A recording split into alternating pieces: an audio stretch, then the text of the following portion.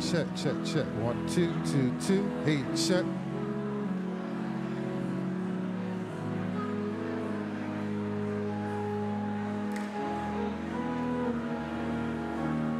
Hey, check.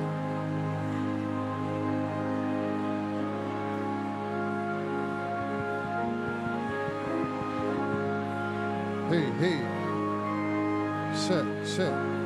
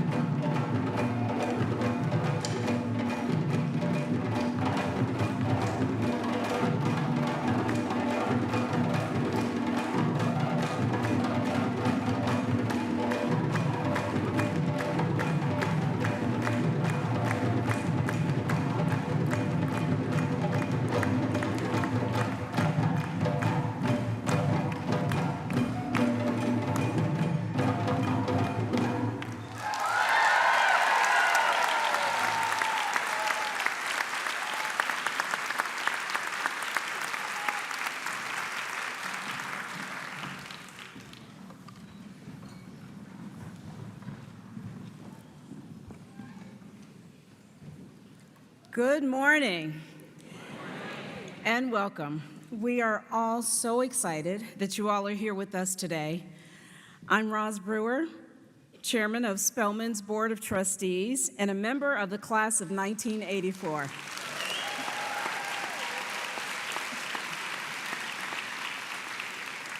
It is my distinct honor and great privilege to welcome you to the investiture of Helene Doris Gale. We are here today to celebrate the start of a new chapter in Spelman's distinguished history and to give you just a glimpse into our future.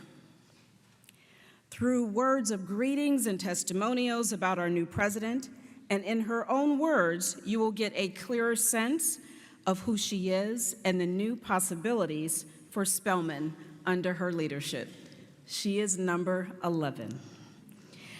You will also get a clearer picture of why the board unanimously voted to appoint her as the president of Spelman College. We are honored to have with us today former sister presidents of Spelman College, and this is the greatest part of it all. Dr. Manley is here.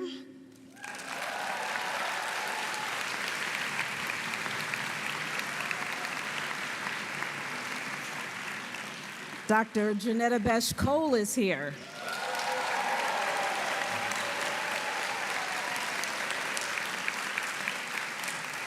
Dr. Beverly Daniel Tatum is here.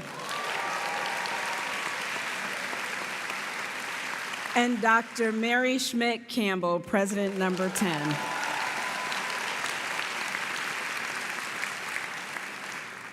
We are also joined by leaders of the AUC consortium and our closely related institutions. Dr. David Thomas is here with us today.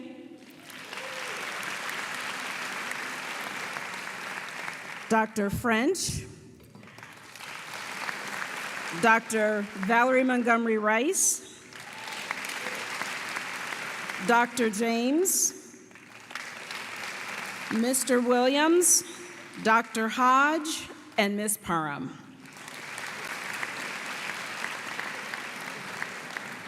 And I also want to acknowledge that I see the Massey family here with us today. So nice to have you here, Shirley. Good to see you.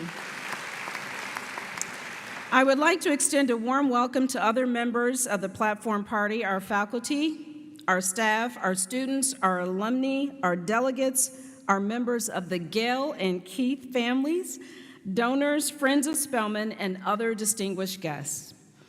I'm going to invite the Reverend Dr. Otis Moss III, the senior pastor of Trinity United Church of Christ in Chicago, and my Morehouse brother to offer the invocation. Ms. Naima Keith, class of 2003, and Dr. Britt Gale, Morehouse class of 2008, will follow Reverend Moss with inspirational readings. Reverend Moss.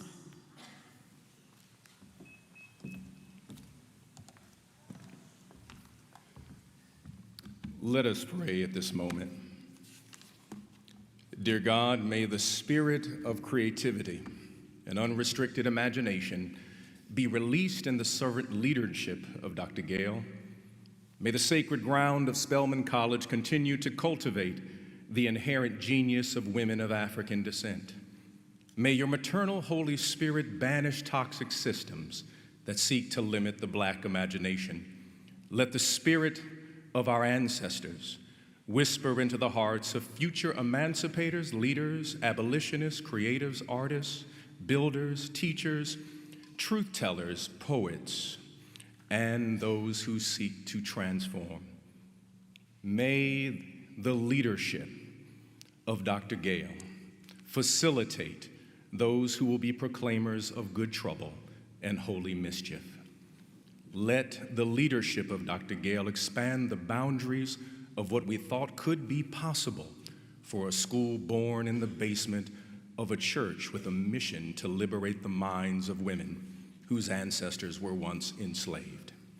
We give you glory for all the initiatives that are yet to be established, the funds yet to be raised, the debts that are yet to be canceled, scholarships that are yet to be awarded, endowed chairs that are yet to be established, and centers yet to be built. We thank you this day. May this, your school, rise higher and higher and higher. And may we, collectively as your people, we gather in this space, and may the people of God who love God simply say, amen.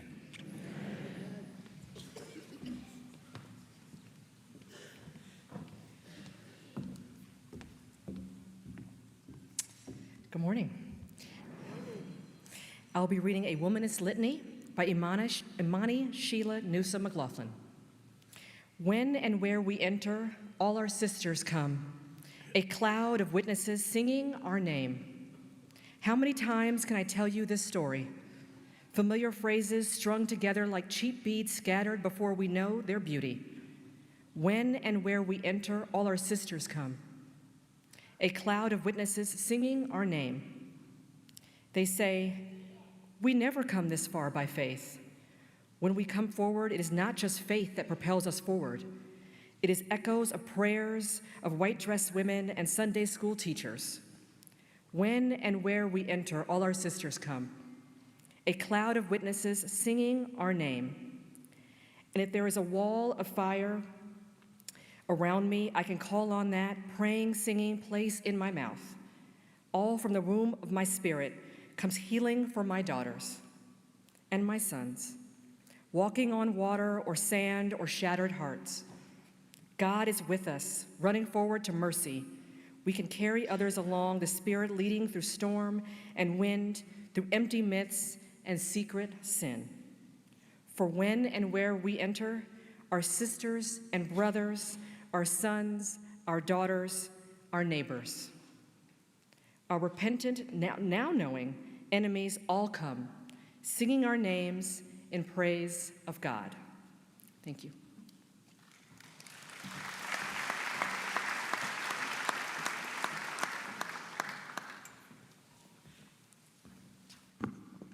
Good morning. Today's passage is from Micah chapter 6, verses 6 through 8, and is entitled, What God Requires. With what shall I come before the Lord and bow myself before God on high? Shall I come before him with burnt offerings, with calves a year old? Will the Lord be pleased with thousands of rams, with tens of thousands of rivers of oil? Shall I give my firstborn for my transgression, the fruit of my body for the sin of my soul? He has told you, O mortal, what is good, and what does the Lord require of you?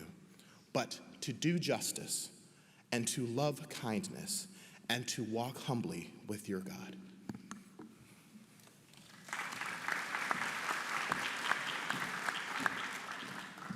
Thank you. We will now have representatives from various stakeholders to bring greetings. They'll introduce themselves briefly and give us greetings on behalf of the constituencies that they represent. We will start with Nicole Clifton. Nicole is the president of the UPS Foundation, representing the Atlanta philanthropic community. Next, we will hear from Dr. Mary Schmidt-Campbell on behalf of the former Spelman presidents, and Dr. David Thomas of Morehouse College, who is representing the AU Center presidents. Followed by graduating senior Chandler Nuttall, our president of the Spelman SGA, representing the student body. Then Dr. Lisa Hibbard, president of the faculty, representing our position on the board and representing the faculty at large, and also Ms. Tamika Williamson, president of Staff Council, representing the staff, Ms. Kiva Wright-Berry, class of '79, president of the National Alumni Association of Spelman College, representing our alumni. When Ms. Wright-Berry is done, the Spelman College Glee Club will perform a musical selection.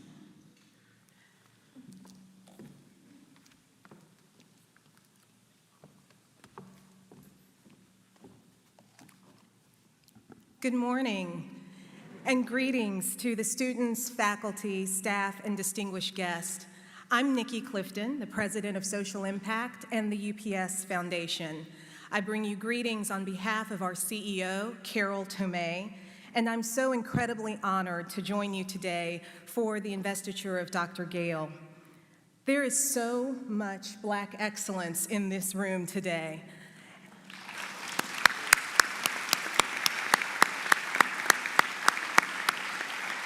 This moment is special for me, just as a point of personal privilege in so many ways. I'm humbled to share this stage with amazing leaders like Charlene Hunter-Gault, who integrated the University of Georgia in Athens, where I grew up.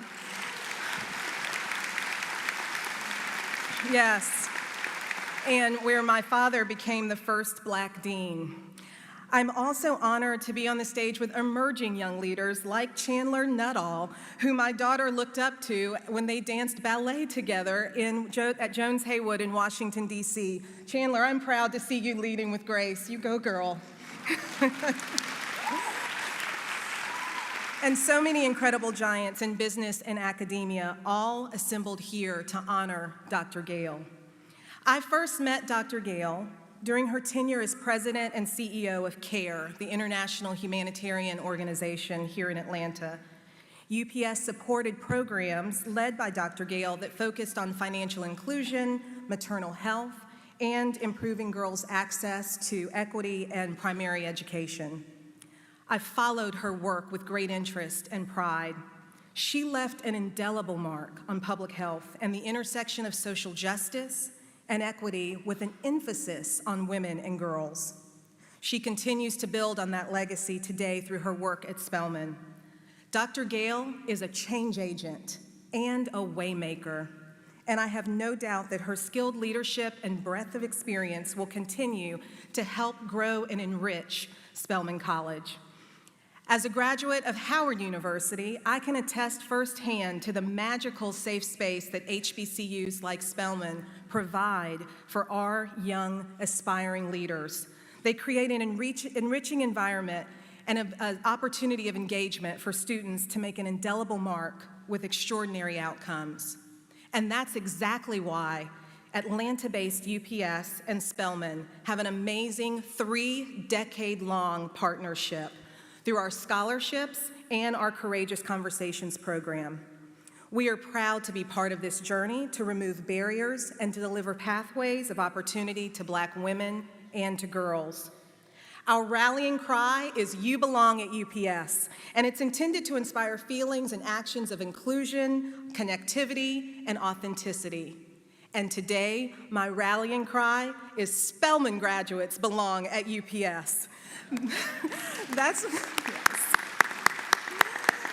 because we know that Spelman is a place for exceptional young women, led by extraordinary women like Dr. Gale, who inspire us to greater heights and lives of service. We are proud to partner with and be an employer of choice for Spelman. The UPS Foundation's vision is to create a more equitable and just world, and Dr. Gale's work to prepare these next generation of women leaders is our vision personified. Dr. Gale, I want to extend my warmest congratulations to you and let you know that we support you and look forward to the impact you will bring to this illustrious institution. Thank you.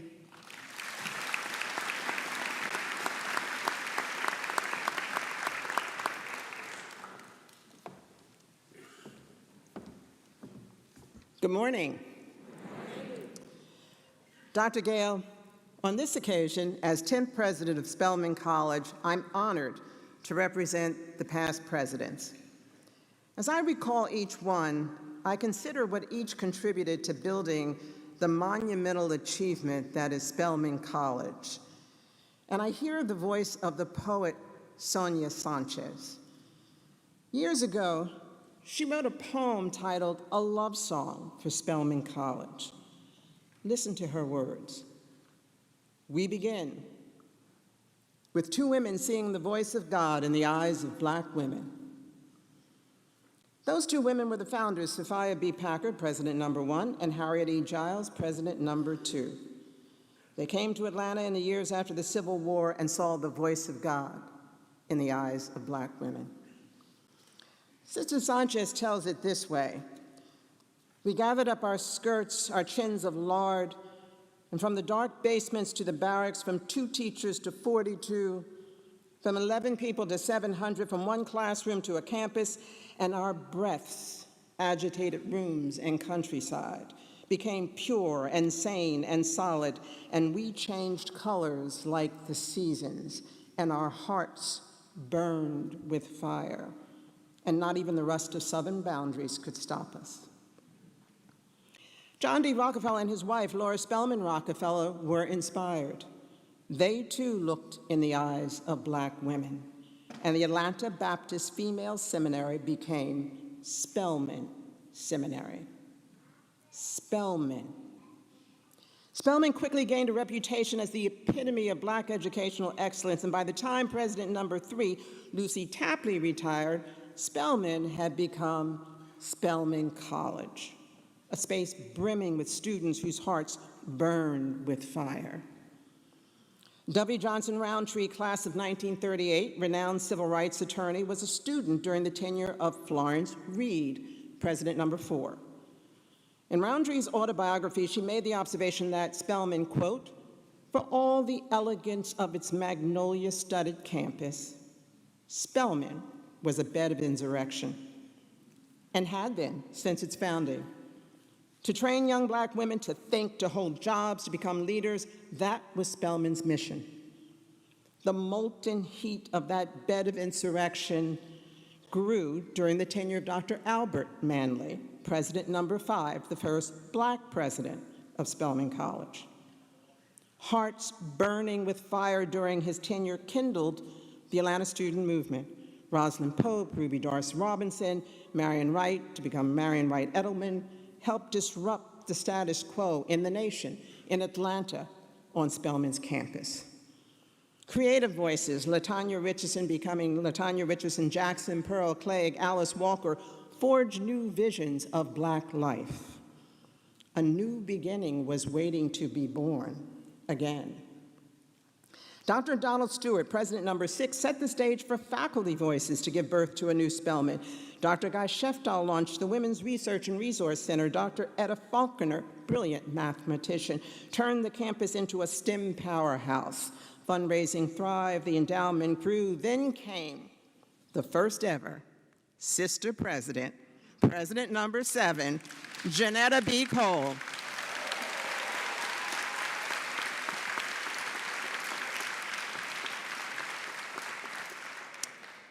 Sister Sanchez wrote a love song for Spelman College, in part as a celebration of the first Black woman president of Spelman. Sister Sanchez called it a new beginning and reminds us that Dr. Cole is building for 100 years hence, not only for today. Dr. Cole brought radical Black feminism, new buildings, pride of heritage with African diaspora in the world. She was so awesome, the college inspired a hit national television show. President number 8, Dr. Audrey Manley, the first alumna president of Spelman College, and a medical doctor and former Surgeon General of the United States, had the vision and the know-how to build on that STEM legacy. And with her superb knowledge of the ins and outs of the federal government, she propelled Spelman to the position of the #1 producer in the country of Black women who earned PhDs in STEM.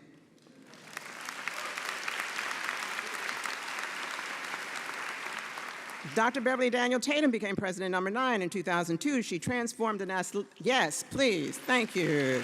Yes, let's hear it. She transformed an athletics program for the few into a wellness initiative for everyone, a national model for women's health and well-being. Preparing our students to become global leaders, she created one of the most outstanding study abroad programs in the country. Spelman's academic standing soared as the college became the #1 HBCU, 16 consecutive years, but who's counting? And one of the top 100 liberal arts colleges nationally. So, Dr. Gale, I know how you're feeling now. When we first arrived on campus to settle into Reynolds College, Dr. George and I were awestruck. But in our 7 years at Spelman, we learned many lessons. These lessons taught us the reasons why Spelman has succeeded so brilliantly these past 142 years. And on this occasion, I pass these lessons on to you. There are 4 of them. 1, the Spelman faculty. Here they are. Please applaud them. Spelman faculty. Okay.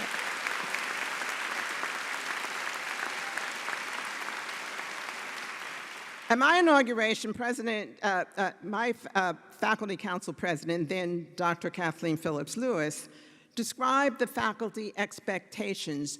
She said they were looking for, to quote Hamilton, a mind at work. And she went on to say, putting our working minds together, we can win. And I will tell you, Dr. Gale, what vibrant minds they are. Working with Spelman faculty can move mountains. But Dr. Phillips Lewis also counseled, history has its eyes on you. Lesson number 2, Spelman students, you learn very quickly that there are many difficult truths that you will need to convey to students every day about financial aid, the availability of resources, space in the residence halls, air conditioning in the residence halls, and other difficult realities. You also learn very quickly that what students want most of all is the truth. Student Maya Lawrence, now a playwright, author, and spoken word performer, wrote a poem to me on my 70th birthday that stated the following: truth is often disguised, silenced, and not easily found. Dr. Campbell, you may or may not be the truth, the whole truth, and nothing but. We have no doubt that truth has made a home in you. So, Dr. Gale, let truth make a home in you. No matter how discomforting it may be to have her reside there or how difficult it might be to speak it, when all is said and done, in time, students need to see and hear and confront the truth. Understanding how to do that is what it means to receive a Spelman education. Lesson number 3, Spelman College trustees, chaired during my entire tenure by one of the world's great leaders, Spelman alumna, Roz Brewer.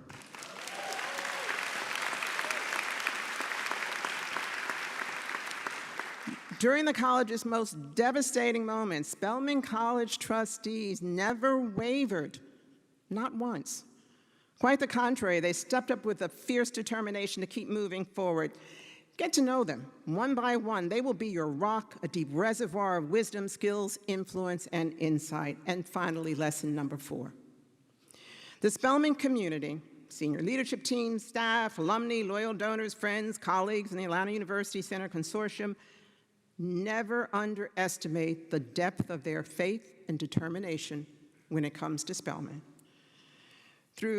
They say you only get to know someone during a crisis. During the string of crises the college endured at Spelman, students wounded, a cyber attack, the arrival of the pandemic, bomb threats, and all the death and grief that the pandemic visited upon us.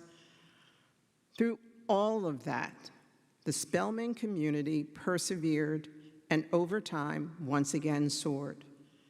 I've written about watching our essential workers come to work every day during the lockdown, or the faculty working at home who diligently taught, mentored, and advised students and got them through an impossible situation. I've spoken of the hundreds of Spelman staff who continue to run the college remotely throughout the ordeal of sheltering in place. And when the campus was empty, Dr. Joyce Johnson would come to the Sisters Chapel every week to play the organ. And as Dr. George and I walked the empty campus, we could hear her music, and it gave us hope. On Sundays, Reverend Guidry delivered her sermons virtually. Her words, her faith brought comfort.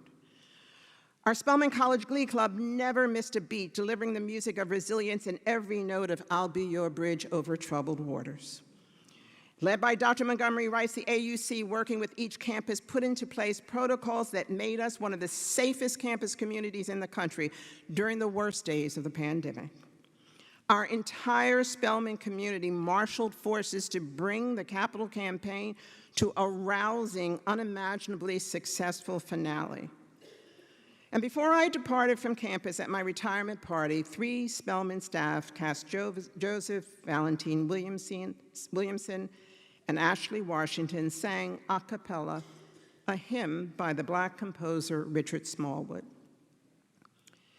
Their magnificent voices filled the June Gary Hopps atrium with the lyrics of his praise song. Your peace you give me in the time of the storm. You are the source of my strength. You are the strength of my life. Listening to them, I saw what the two founders saw. I felt the hearts of fire, the breaths agitating rooms, and I can say with confidence, Dr. Gale, as you take your place in the radiant lineage of leaders, you are not alone. Walking with you will be the faith, hope, determination, and abundant love of a remarkable community. In the years ahead, I wish you all the best.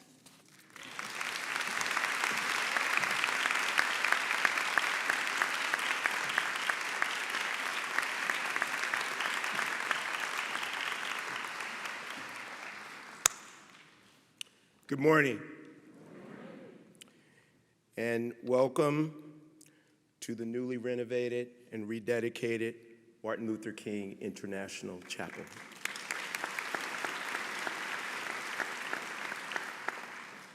Morehouse College is truly honored that President Gale has chosen this as the venue for this historic occasion. For I am sure that it will be historic in ways that today we cannot imagine. I am personally honored to speak today on behalf of the presidents of the Atlanta University Center Consortium, of which Spelman College is a vital member, along with Clark Atlanta University, Morehouse College, and the Morehouse School of Medicine. I will be brief with my remarks. I must first start by addressing the trustees of Spelman College. Once again, as is evident in Dr. Campbell's remarks, as she relayed the contributions of successive presidents at Morehouse College, once again, trustees of Spelman College, you have shown brilliance and good taste in selecting a leader who will accelerate and steepen the trajectory of excellence and impact that has defined Spelman College since its inception in 1881. A leader who will respect the soul of this place, but also will look into the future and ask Spelman to do things new that have never been done, to ensure that it continues to create the leaders who will lead us to the second half of the 21st century. Dr. Gale, the Atlanta University Center Consortium Council of Presidents is overjoyed that you have chosen to join Spelman, and as a result, to join the Council of Presidents of the Atlanta University Center Consortium, the largest consortium of historically Black colleges and universities in the country. We've already experienced your spirit of cooperation, leadership, and commitment to excellence. The future of the Atlanta University Consortium, as well as our individual schools, is an exciting one, filled with opportunity that, if we seize them collectively, we will make the Atlanta University Center Consortium the best place for young people to come and grow into adulthood and to pursue graduate education and ultimately to transform the world. We thank you for choosing Spelman. We thank you for what we know that you will do in the future to make all of our institutions stronger. Welcome, Dr. Gale.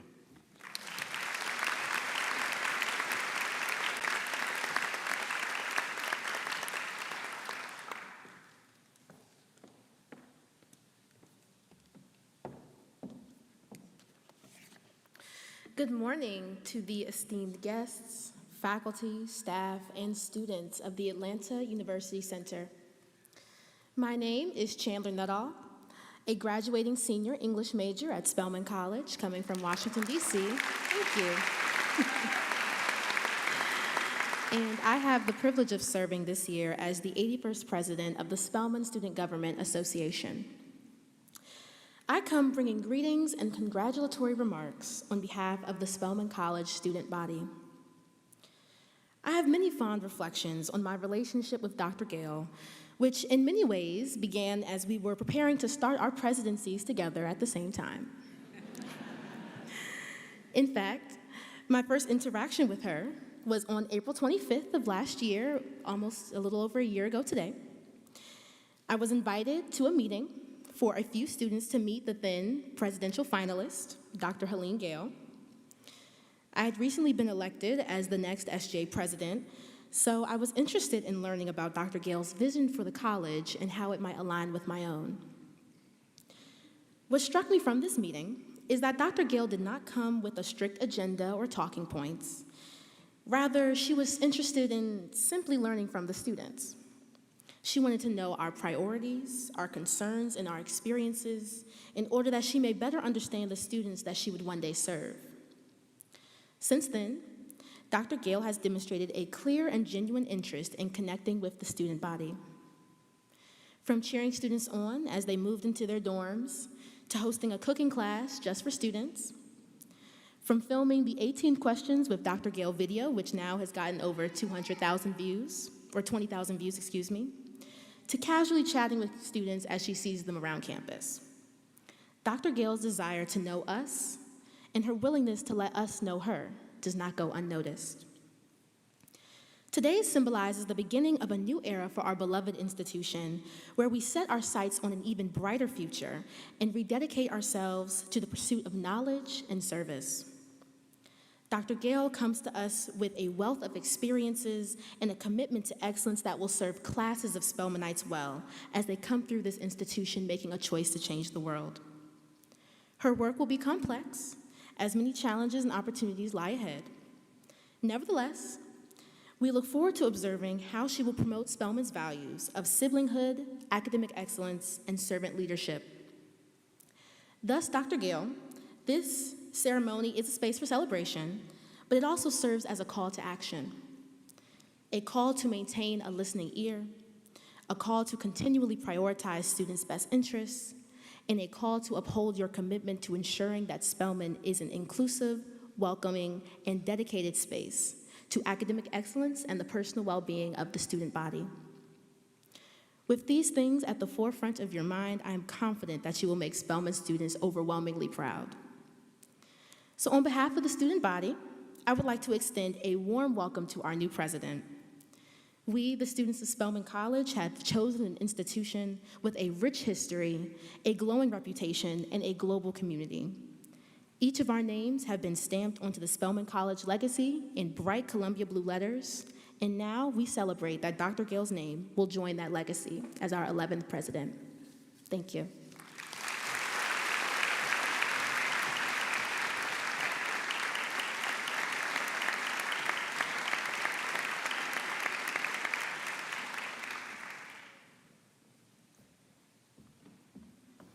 Good morning, everyone. It's always hard to follow a student speaker, especially Chandler. She is just so outstanding.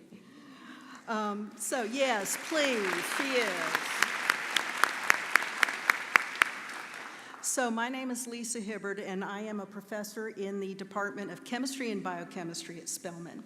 And I'm here speaking to you today in my official capacity as president of Faculty Council at Spelman, and to bring greetings on behalf of our wonderful faculty at Dr. Gale's inauguration ceremony. So I'm going to get a little personal here. I first interacted with, and everybody's been calling her Dr. Gale, but I'm going to call her Helene because she signs her emails as Helene, and she usually has an emoji. So I first interacted with her via a Zoom meeting just a couple of days before she actually stepped foot on campus to move into her residence. Faculty Council had already met with her when she visited campus earlier, and at that meeting, they actually introduced some concerns and problems that the faculty were facing. Now, unfortunately, I could not be at that meeting. I was sick, and I thought it wouldn't be a good idea to come in and spread my germs and make our next president sick. So she was kind enough to meet with me on a Zoom session in July, and I brought up the issues once again that the Faculty Council had brought up in anticipation of her perhaps having come up and thought about some solutions. So Helene calmly stated that she needed some time to reflect and she wanted to listen to faculty before making any decisions. So as the fall semester started, her process towards considering issues and making decisions became very clear to me. She would meet with faculty in different academic divisions, sat in on faculty council meetings, sat in on full faculty meetings, and she started hosting gatherings which she called faculty salons in her residence of Reynolds Cottage. So I could see that Helene really wanted to get a sense of how Spelman faculty work and think. She makes data-driven decisions as any true scientist would. I'm a scientist. But also uses consensus building as an important aspect of the process. So I personally am thrilled with how Helene has worked with faculty so far in the true spirit of shared governance. Faculty are optimistic about the future of Spelman as we anticipate many exciting opportunities arising during her tenure. We particularly look forward to collaborating on a new strategic plan, and a new building plan is already in the works. So, Helene, all you have to do now is raise the funds to make it all a reality. But please know that the faculty are not just cheering you on from the sidelines. We are here in the true partnership mode.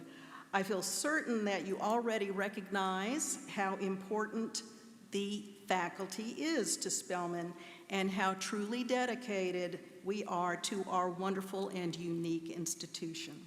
So, President Gale, on behalf of the nearly 200 faculty members at Spelman College, please accept our sincere congratulations on your investiture.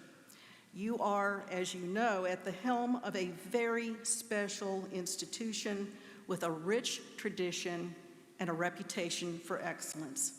The Spelman faculty look forward to joining you on the promising journey that lies ahead.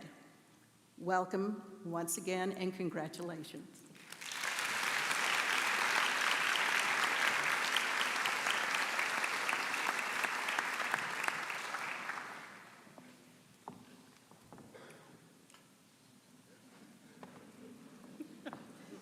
I'm sorry, I'm out of order. Good morning. I'm Kiva Wright-Berry, President of the National Alumni Association of Spelman College, and I bring greetings from the association. As the president of NASC, I welcome you today on this auspicious occasion as we inaugurate our 11th president, Dr. Helene Gale. Our 21,000 plus alumni around the world celebrate today. And now I want to take a moment to ask all alumni in the audience who are able to stand and applaud this event.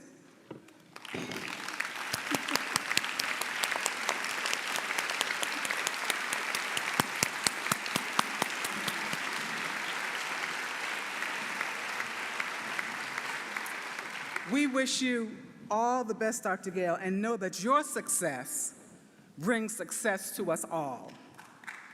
It's been my pleasure getting to know Dr. Gale over this past year as the representative to the Board of Trustees, and I'm confident that her tenure will continue to propel Spelman forward. Welcome again, Dr. Gale, and know that your alumni, our alumni, are here to support you. Congratulations again.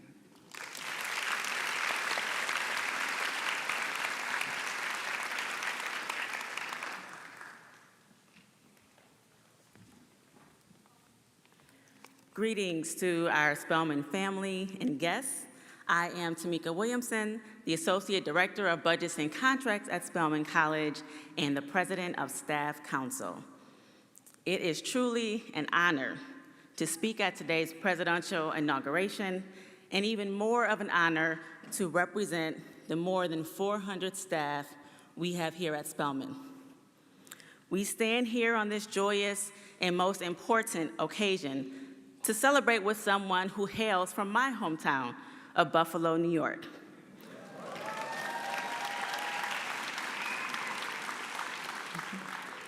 Someone who has a life of service, an individual who understands the importance of partnership, a woman committed to the advancement of our people. Dr. Gale made her willingness to partner across the Spelman community apparent even before she formally began her time here by convening a meeting with staff to understand our culture, our concerns, and our needs. This act alone speaks to her commitment to our shared success. It is why we are optimistic and excited for her leadership, and with bated breath, look forward to continuing and building on our relationship. Lastly, from the staff who some may see as the backbone of the college, I leave you with the words of one of the past presidents of Spelman College, Janetta B. Cole. The ultimate expression of generosity is not in giving of what you have, but in giving of who you are. Dr. Gale, though you have given yourself to Spelman, know that we too have given ourselves to you. Your leadership, our support. Your vision, our execution. Your thoughtful approach, our partnership. We are fortunate to call Spelman our home, and now we are fortunate to call Helene Gale our president. To our shared beginning, congratulations and welcome to our beloved Spelman family.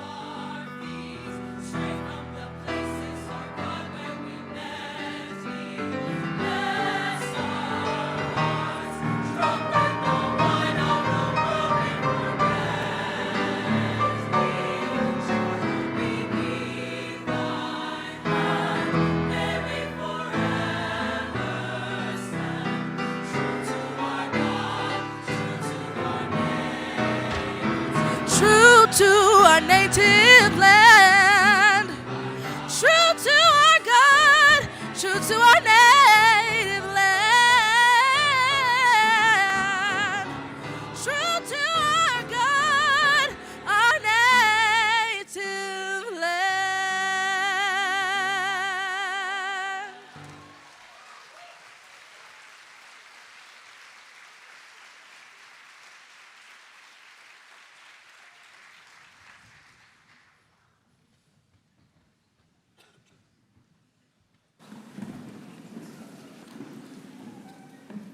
Now you have to just take a deep breath after that one. Our Glee Club never disappoints.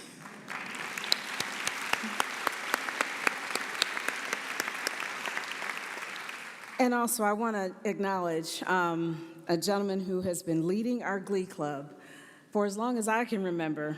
Kevin Johnson, you are amazing. Thank you for everything.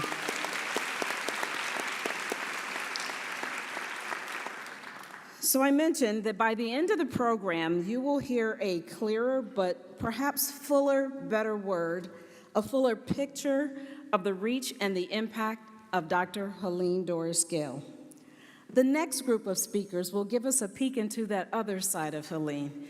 It's that piece that when we were going through the process, it was the closer.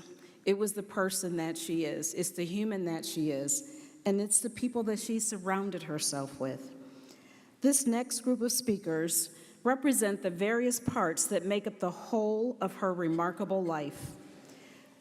You will hear from former classmates, colleagues, and friends who have journeyed with her, fought alongside her, challenged and supported her, and they will introduce themselves one by one. But we will begin with James Reynolds, I call him Jim, followed by the newly elected president of Dartmouth College, President Bilak, President Reynold Verrett, Dr. Rajiv Shah, Dr. Reed Tuckson, Ms. Charlene Hunter Galt, and President Sylvia Matthews Burrell will close the program. And that will be followed by a poetry reading requested by President Gale from Spelman student Kayla Brown, class of 2025, and the Spelman Glee Club. Thank you.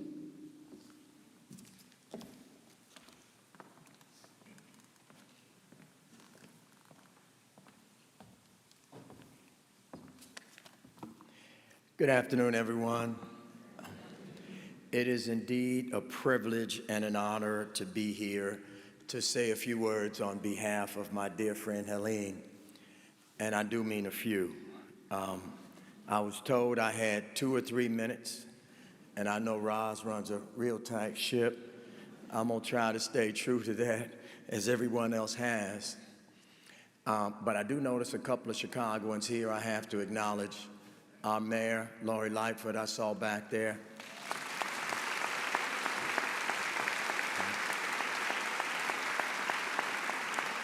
Our state's attorney, my good friend, Kim Fox, also over there.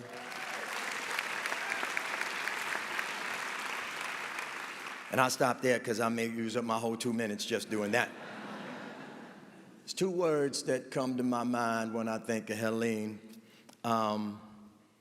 Transformational leader. I spend a lot of time reviewing leaders, understanding leaders, studying leaders, and trying to be a better leader myself. So I know a good one when I see one and when I work with one.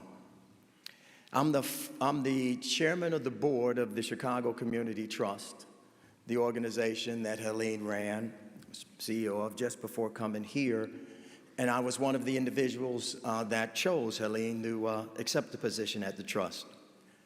When Helene arrived at the trust, it was an organization with good bones, good potential, but not a lot of impact.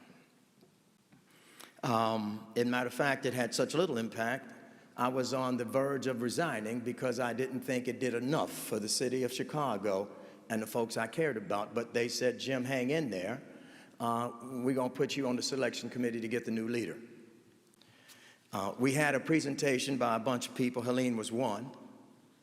Didn't take long before I really understood she was the best leader in that group. Helene transformed the trust from a solid, good organization with good bones and a good sense of purpose to a great organization that was a leading organization in the city and really in the country in terms of what it did, a community trust. The Chicago Community Trust became the leading voice in the city for the underserved and those voiceless folks that don't get a lot of leadership. And if you really understand Chicago, Chicago is a very, very, very tough city. And when you come in Chicago and make an impression and are recognized as a leader, you really are good at what you do. When Helene spoke, folks listened. We became the go-to organization for serious issues and the repository for so many discussions and centers for things that impact the city. A matter of fact, we were called on so many times to lead the efforts in Chicago, in the state, in the country, in so many areas. So Helene and I had discussions on whether or not we were biting off too much. And the answer was always, no, I don't think so. So, okay, we'll keep going then. Helene recruited a great board, an amazing staff, and led with vision, focus, compassion, and knowledge.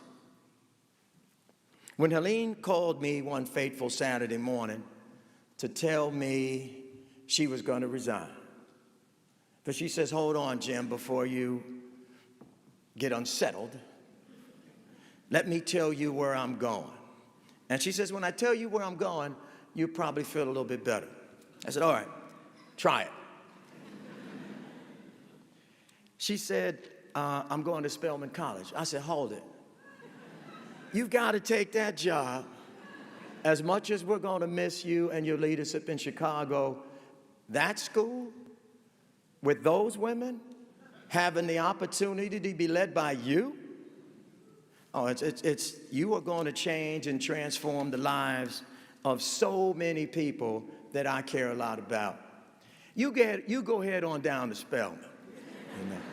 I'm going to have to step up.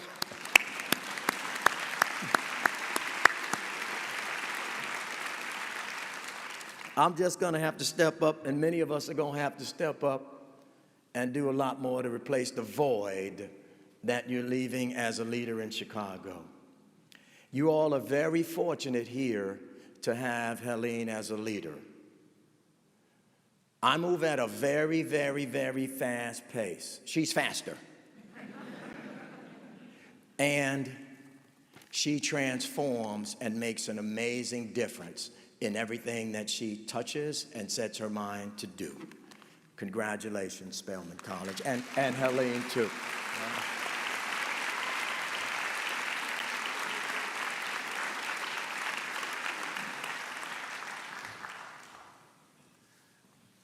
Good morning or afternoon, everyone.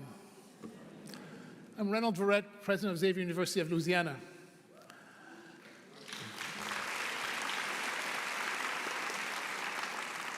I come to you to express a special joy to celebrate with you the investiture of President Helene Gale. She's a colleague, a friend and sister from our days in college on Morningside Heights. And I remember well the late night study groups, the runs across the street to the delicatessen for hero poor boys, for sustenance as we journeyed here on the journey that brought us here today to this presidency for Spelman College. I also know who she is, the qualities of leadership, the generosity of intellect and spirit that she has shared. And it's that generosity that you saw in her leadership in public health around the nation, her leadership in building communities and societies, not only in this nation, but worldwide. Helene has been a gift. And I know of Spelman as well, that Spelman has a tradition, a long history of preparing women that she sends off to be of leadership and service to the world. Washington Shire, the poet, once wrote a poem called The Atlas, which he said, I opened the atlas and ran my fingers across the page and asked the world, where does it hurt? And it answered, everywhere. And Spelman has been sending women to respond to the world's needs everywhere as leaders, as shapers and builders. And now you have someone as your president who has been part of that tradition as well in helping the world everywhere. I congratulate Spelman in his choice. We rejoice and are ready to work and look forward to her kinship among us, not just among HBCUs, but for U.S. higher education. You have a great leader, as you've had before. She's a gift to Spelman, just as Spelman is a gift to the world. Let's see what the next decade brings. Thank you.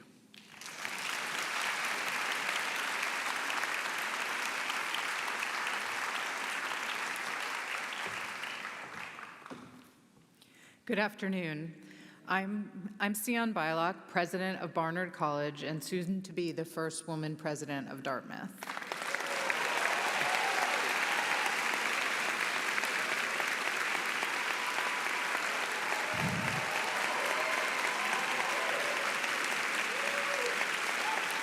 It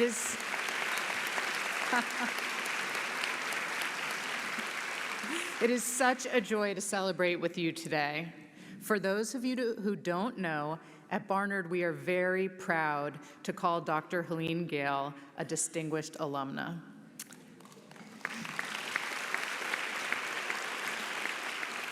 But more than that, she's someone who's remained an incredible supporter of our community, a thought partner, and I'm lucky to say, a friend. As others have spoken to, Dr. Gale's experience and track record could not be more suited to this moment. As a public health leader, a humanitarian, a tireless advocate for social justice and equity, I'm here to tell you today, you got a great one. But I also want to talk briefly about the special connection that Barnard and Spelman share, alongside every institution that brings the opportunity of higher education to those who've been historically excluded. For almost 30 years now, Barnard and Spelman have shared an incredible student exchange program which has changed so many lives. But our stories were intertwined long before that. Spelman and Barnard were founded just 8 years apart in 1881 and 1889, respectively. They were far ahead of their time, decades before women's suffrage or the Civil Rights Act. And though each college made history in its own way, Barnard is one of the country's first women's college, and Spelman as America's first historically black college for women. The core idea at the heart of our colleges has always been the same. Everyone deserves the opportunity for a world-class higher education. When I was preparing for today, I kept thinking about an event at Barnard during the thick of the pandemic. We hosted Dr. Gale to discuss issues of inequity, preventative medical care, and how Barnard helped shape her career. She spoke about she, as a young woman, had never really considered a career in medicine or the sciences until she had exposure to those fields at a women's college, and how even then it took experience in the classroom and the encouragement of faculty to set her on her path. She told our students, "I would not be where I am today without Barnard." I know so many Spelman graduates in the room feel the exact same way about Spelman. The data show us that women's colleges lead to higher levels of STEM participation for women, greater academic challenge, better higher order thinking. Think about what we're asking of the next generation to solve climate change, to address systematic inequality and racial justice, to prevent the next pandemic and make huge leaps in medicine. How can we possibly do that without half our leaders at the table? We need strong-willed, self-assured young people. We need young women of all backgrounds to believe that every possibility in the world is open to them. And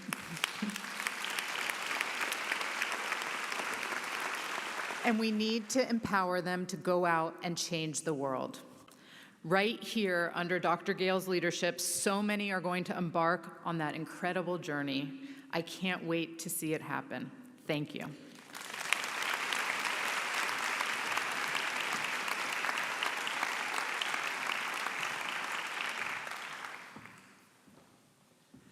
Hello, everyone.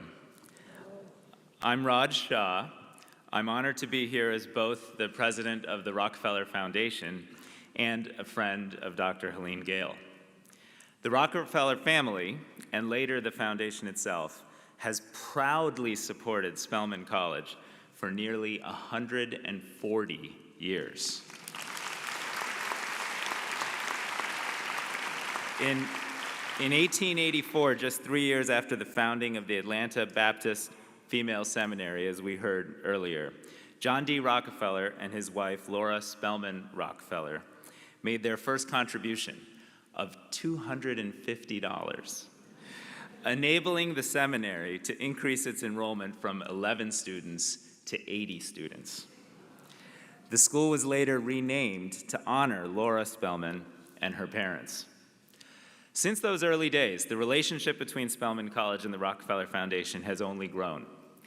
Collaborations that led to buildings on campus, institutional collaborations around intensive study programs for talented high school students, professional partnerships, research and development, and even more recently, programs in the humanities and in the arts. And these two institutions now share another great thing. Dr. Helene Gale. Dr. Gale has been an extraordinary trustee of the Rockefeller Foundation for a full decade. Her insights, her wisdom, and her passions have shaped what we do today at home and around the world. And as I was preparing for today, I kept thinking, given Dr. Gale's extraordinary accomplishments and service to our country and our planet, what must a young woman entering Spelman College see in their new president?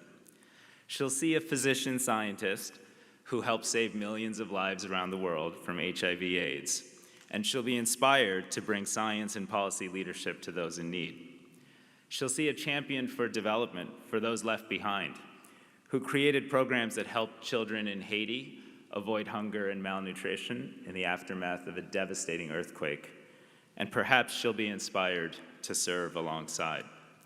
She'll see a community leader in Chicago who, as we heard, especially during the pandemic, helped ensure minority communities had equitable access to vaccines and support and got through that crisis. And perhaps she'll be inspired to lead through crisis. But I also hope she'll see a president who brings her famous sense of humor and her often very loud singing voice to so many situations, creating levity and joy and happiness for others. And I hope she will see, as I have, a good friend who will jump on a four-wheel bicycle car and pedal away just to entertain a couple of young kids, never taking herself too seriously, and be inspired to build friendships and a community that will last a lifetime. Congratulations, Helene, and congratulations, Spelman.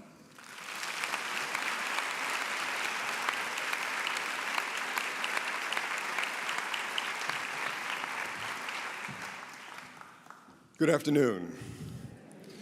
There are many ways to appreciate the special legacy, the historical relevance, and that special magic that categorizes great institutions such as Spelman. For me, it's the memory of proposing to my wife on the steps of the Spelman Chapel. And it's also the, I ain't got but 3 minutes. And it's also the moment I turned away with a huge smile in my heart as I delivered my precious daughter into the learned hands of the loving arms of the faculty of this great institution. And now there is this, the inauguration of Helene Gale as the president who follows so many other exemplary presidents of this historically and contemporaneously essential college. Dr. Gale is an unusually gifted and extraordinary experienced black woman, a woman I first met when she was a medical school student at the University of Pennsylvania, a woman then devoted to learning, a woman who continues to demonstrate a deep fidelity to a personal obligation of a lifetime of learning. And most relevant to today's world, Helene Gayle is the ultimate role model for turning knowledge into action in service to people who are fortunate to share her times and space, whether in the United States or elsewhere in the world. We have observed Helene walking with world leaders and visiting the faces of despair in the smallest and most remote of places. No matter the particulars of place or circumstances, Dr. Gayle is a woman who cares. Dr. Gayle is a leader who lives her caring. Dr. Gayle is a leader who understands the fullest dimensions of a personal mission grounded in duty. We cannot know the full dimensions of the demands of this particular challenging and often maddening historic moment in our nation and the world, but we do know this: the triumph of intelligence, once discovered, then accepted, then nourished, then refined and cultivated, and then left on its own to wander, to wonder, to dream. The triumph of intelligence must ultimately respond to its calling and make its way into the world. This is Helene Gayle. Intelligence must triumph. Curiosity must triumph. A lifetime of learning must prevail. President Gale exemplifies, exudes, and has always served as a catalyst for this triumph of intelligence that is placed into humble service to human beings wherever we may encounter them. Her ability to spark collective, collegial, and morally principled action based on hard-earned learning and expertise has been demonstrated at every stage of her career.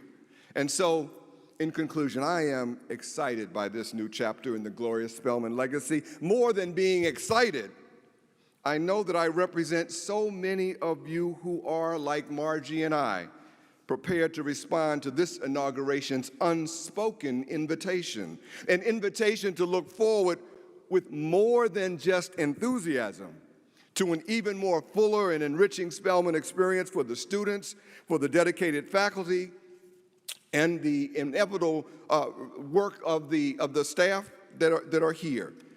All of this presidency demands that all of us in the collective Spelman family step up with the kind of tangible support that makes it possible to move rhetoric to achievable possibilities, and achievable possibilities into reality. Madam President, I want you to know, more than enthusiasm, our checkbooks are open and awaiting your call.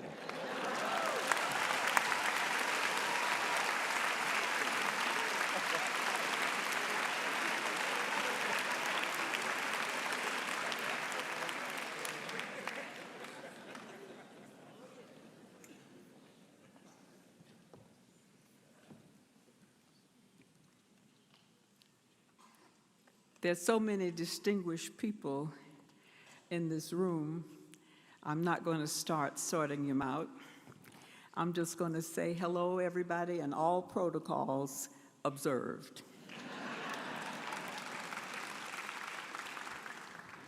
I know I don't need to tell you how happy I am to be returning home. Yes, Atlanta, and also Spelman.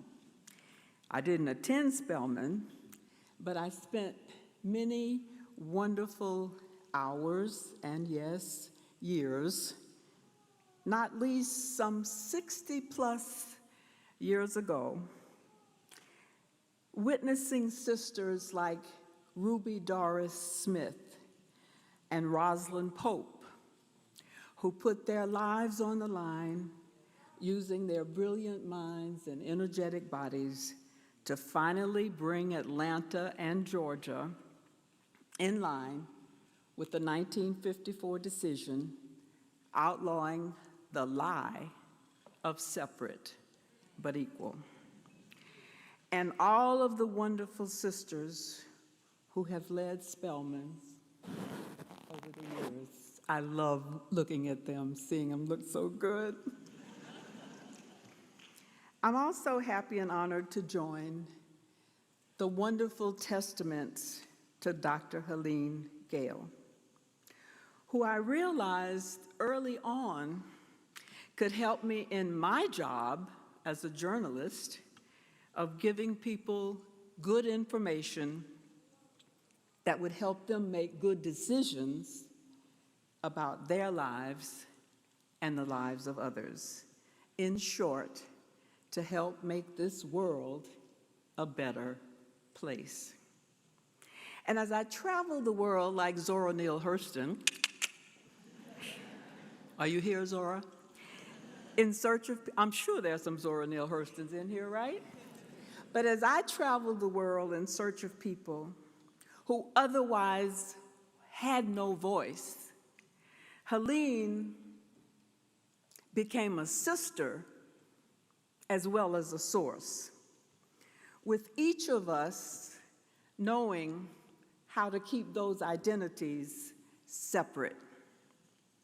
Indeed, on one occasion in 2010, I traveled with Dr. Gale to Sierra Leone, which, as some of you would probably know, from 1991 to 2002, during a brutal civil war, rebels routinely chopped off the arms of innocent men, women, and children. Though the war had been over for something like 8 years, other kinds of battles still plagued the country, especially in the rural areas where most women live and where lack of funds had left roads barely passable in the best of times and impossible in the rainy season. This also when Sierra Leone had one of the highest maternal mortality rates in the world, and teenage pregnancy was inexplicably on the rise. I remember, as if it were yesterday, watching Helene talk quietly with workers in a fistula center. And she elicited the story of a young woman who's 17 years old. Her name was Maria Tuba. She lived in an area where there was no ambulance and was untreated for several days, during which time she began losing fluids and weight. Fortunately, one of the few health workers in the area spotted her and referred her to this fistula center where Helene was at the time. There was no ambulance, and she got there weak and in pain, but she boarded the bus and traveled the many hours to Freetown along the bumpy, washed-out roads. At the center, there was one surgeon, and Helene went over to him ever so gently and asked him to give her the background on Maria Tuba. And he told her that Maria had been pregnant, she survived, but her baby did not. But then, ever so gently, Helene, my sister, but Dr. Gale, my source, encouraged this young woman to try again. And that led to a smile on this young, battered woman's face. I learned so much about the good that CARE was doing under Helene's leadership, but I also learned how she managed to get support from people like those she had brought along on this trip. Those kind of people. Some of you on this platform, I know, Rockefeller Foundation is one. There was no money to increase the salaries of the people who were taking care of these people. In fact, many were leaving the country altogether. And that was why, as Dr. Gale at that time told us, that could mean even less care for those who needed it most, and also more deaths, except for the kind of support that CARE was providing through Helene's leadership. Also, the same happened during the Ebola crisis. On this trip, though, Helene also helped me survive what turned out to be food poisoning. She treated me a little bit, but people were around trying to say goodbye to her and thank her for all that she had done.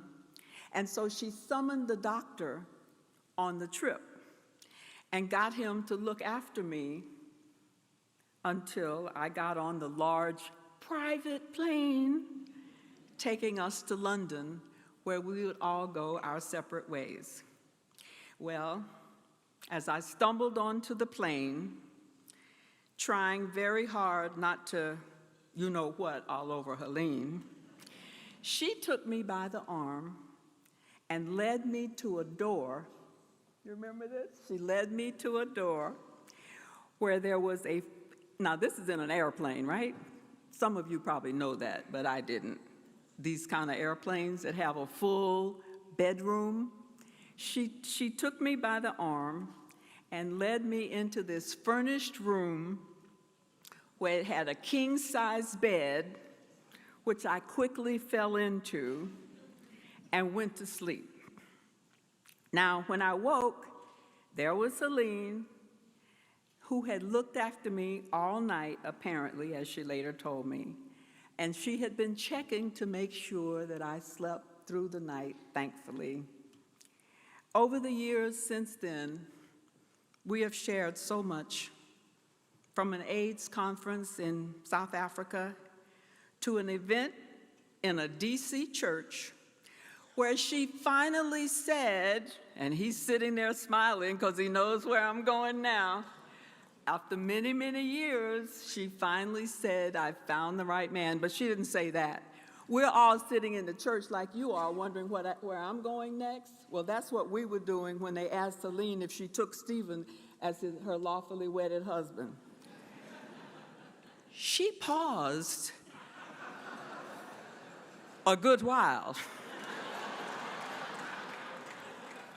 And people in the church were going, uh-oh, it ain't gonna happen today. But then, finally, with maybe the drama she had planned, she said, I do, which is why Stephen is sitting on the front row now.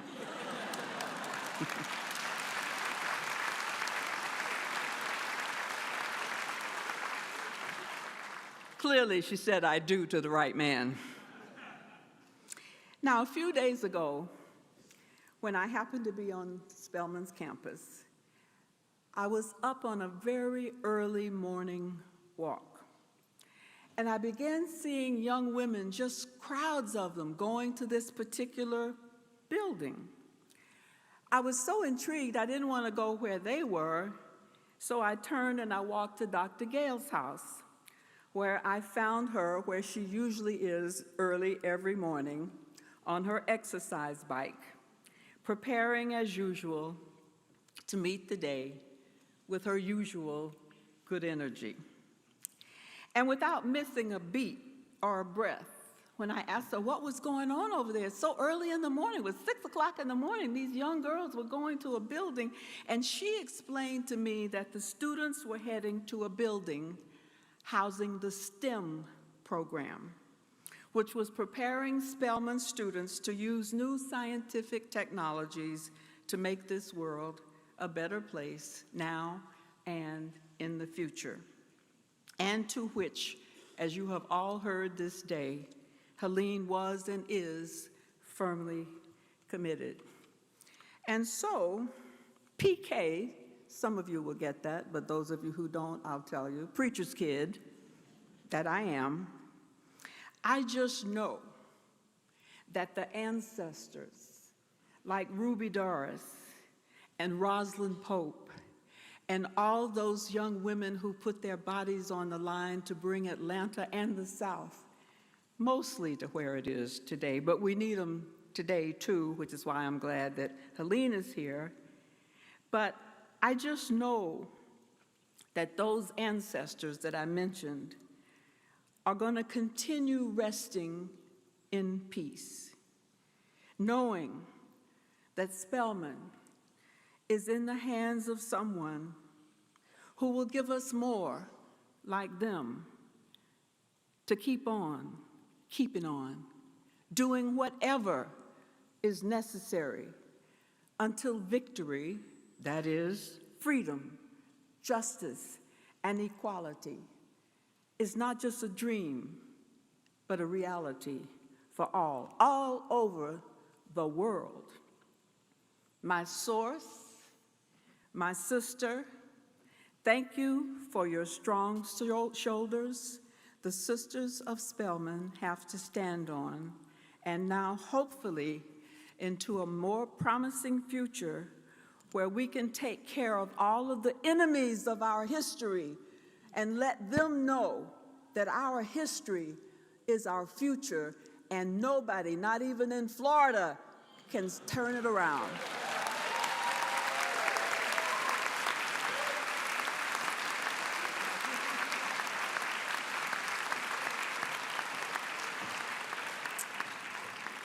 Good afternoon. My name is Sylvia Burwell, and I am the 15th president of American University and the first woman president. And I'm here in that role, but I think I'm here more in terms of our time, my time with Dr. Helene Gale at the Bill and Melinda Gates Foundation as she served at CARE, as I was Secretary for President Obama of Health and Human Services, but probably most of all as a friend. And it is an incredible honor to be here, to be at Spelman's Investiture, as well as to honor my friend Helene Gale. And when Helene called me to tell me that she had been selected as Spelman's next president, another similar story, it was one of those rare moments where I thought, perfect. Helene and Spelman are a perfect match. They match in terms of excellence, in terms of leadership, and in terms of impact. And like Helene, I have spent my career in philanthropy, government, and higher education. So I have had the opportunity to see firsthand the impact that Helene Gale has had and will have. And at this moment, I believe that Helene is the leader to help Spelman continue to move forward, building on the works of those who came before, who I'm privileged to know most of them, to empower and develop the leaders of today and tomorrow. Over 20 years ago, I met Helene. That was when we worked together at the Bill and Melinda Gates Foundation, and we worked out together 3 days a week at 5:30 a.m. You learn a lot about a person in both of those settings. And I learned about Helene's unwavering commitment to make the world a better place. I learned about her belief that commitment without results is not enough. I learned about her compassion for millions of people whose lives have been impacted by her work and her enormous capacity to be a friend. And I learned how much she bench pressed. Over the course of our friendship, I have admired Helene's ability to think incisively about issues as complex as the world's HIV crisis and finding ways to help empower women in the developing world with the tools that they need to succeed. I've witnessed her compassionate leadership and her strategic focus on closing the racial and ethnic wealth gap. Helene has touched so many lives, and she certainly has touched mine. And because we were told to be short and poems have been a theme, I'm actually going to close my remarks with a haiku. October 11, 2007, she's born. We named her Helene.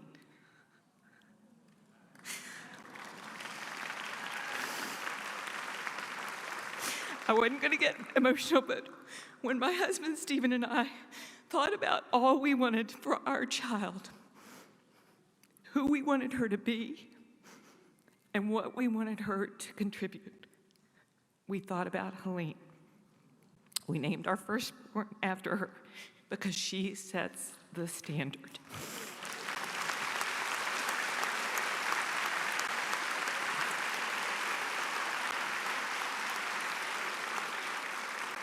This historic and storied place that is Spelman College sets the standard for excellence, which brings me back to my original reaction when Helene called. Your new president, perfect. From little Helene, who is with me today, and the entire Burwell family, congratulations to Spelman, and congratulations to you, my dear friend.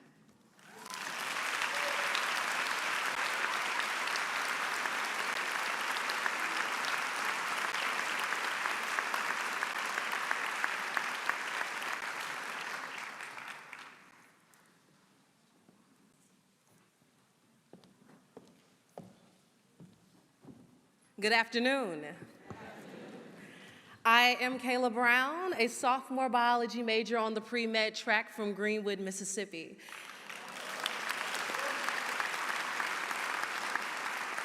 And I am so honored to bring to you today, Still I Rise by Maya Angelou. You may write me down in history with your bitter, twisted lies. You may trod me in the very dirt, but still, like dust, I rise. Does my sassiness upset you? Why are you beset with gloom? 'Cause I walk like I got oil mines pumping in my living room. Just like moons and like suns with the certainty of tides, just like hopes springing high, still I'll rise. Did you want to see me broken, bowed head and lowered eyes, shoulders falling down like teardrops, weakened by my soulful cries? Does my haughtiness offend you? Don't you take it awful hard, 'cause I laugh, ha ha, like I've got gold mines digging in my backyard. You may shoot me with your words, you may cut me with your eyes, you may kill me with your hatefulness. But still, like air, I'll rise. Does my sexiness upset you? Does it come as a surprise that I dance like I've got diamonds at the meeting of my thighs? Out of the huts of history's shame, I rise. Up from a past that's rooted in pain, I rise. I'm a black ocean leaping and wide, welling and swelling, I bear in the tide. Leaving behind nights of terror and fear, I rise. Into a daybreak that's wondrously clear, I rise. Bringing the gifts that my ancestors gave. I am the dream and the hope of the slave. I rise, a Spelman woman will rise. Thank you.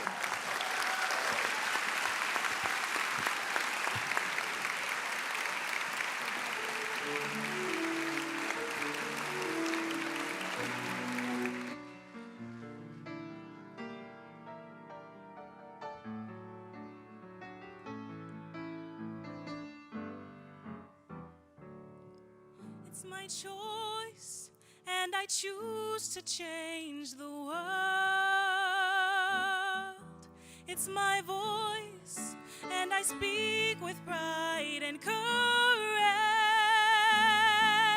I'll be the change I want to see. I'll scream out loud and say,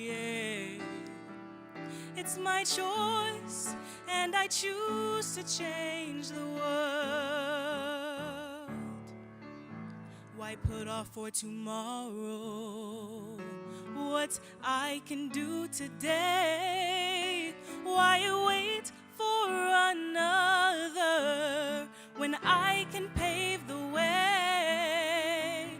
No matter how young or old, I hold the power of change. Whether large or small, few or all, my choice remains the same. It's my choice, and I choose to change the world.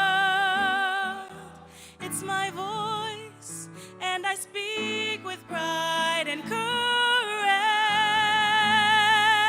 I'll be the change I want to see. I'll scream out loud and say, it's my choice, and I choose to change the world. Within this institution, we are women of change. The shoulders that we stand upon never received applause or fame. So in their honor I will live each day better than before. To show the world it takes a choice, self and more. It's my choice, and I choose to change the world. It's my voice, and I speak with pride and courage. I'll be the change I want to see. I'll scream out loud and say, it's my choice, and I choose to change the world. The change begins today with every choice that we make. Let us look around and see where the changes need to be. Let's end poverty, fighting overseas. Another dies from a disease. End hypocrisy, starving on the streets, and no one does a single thing. It's my choice, and I choose to change the world. It's my voice, and I speak with pride and courage. I'll be the change I want to see. I'll scream out loud and say, it's my choice, it's my choice, it's my choice. It's my choice, it's my choice, it's my choice. Make a choice, make a choice, make a choice. So what's your choice? What's your choice? What's your choice? It's my choice, and I choose to change the world. Change the world.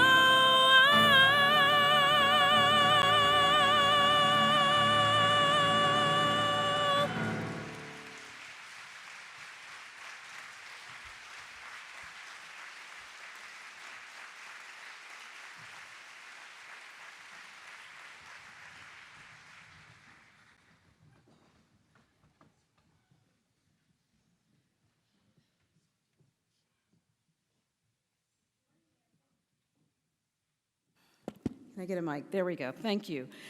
Joining me at the podium this afternoon now are our Board of Trustees, our co-chair, Kathy Waller, joining me to my right, and our vice chair, Rhonda Stryker. Exactly a year ago this week, I had the pleasure of announcing that the Spelman College Board of Trustees unanimously and enthusiastically elected Helene Doris Gale as the 11th president of Spelman College. In that announcement, I noted that we needed a leader who will sustain the college's momentum and push us forward in key areas like STEM, like entrepreneurship, and that will further elevate Spelman's leadership on issues of critical importance to our nation, and indeed to our world. Issues such as college affordability, access and success, technology, innovation, the arts, the value of liberal arts education, global integration, health and wealth disparities, social justice, and so many more. Today's academic ceremony confers upon Dr. Gale the authority and symbols of the office of the president. The college's unique history, its mission, and proven success provide a solid foundation from which I am confident she will build upon and chart a clear and bold direction for the future. Dr. Gale's gifts, as you have heard today, and her so many talents, are indicative of the long line of Spelman presidents. And whenever we're asked, what is that secret sauce of Spelman College? It's been our successive leadership in our presidential ranks. We've had presidents whose passion and faith combined with their own unique gifts and expertise that enabled Spelman to achieve the excellence that it is hallmark of the Spelman brand. Dr. Gale will continue the legacy of Sophia Packard, Harriet Giles, Lucy Tapley, Florence Reed, Albert Manley, Donald Stewart, Janetta Cole, Audrey Manley, Beverly Daniel Tatum, and Mary Schmidt Campbell.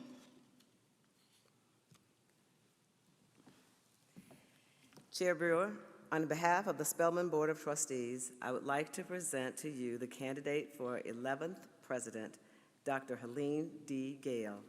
Dr. Gale, please join us at the podium.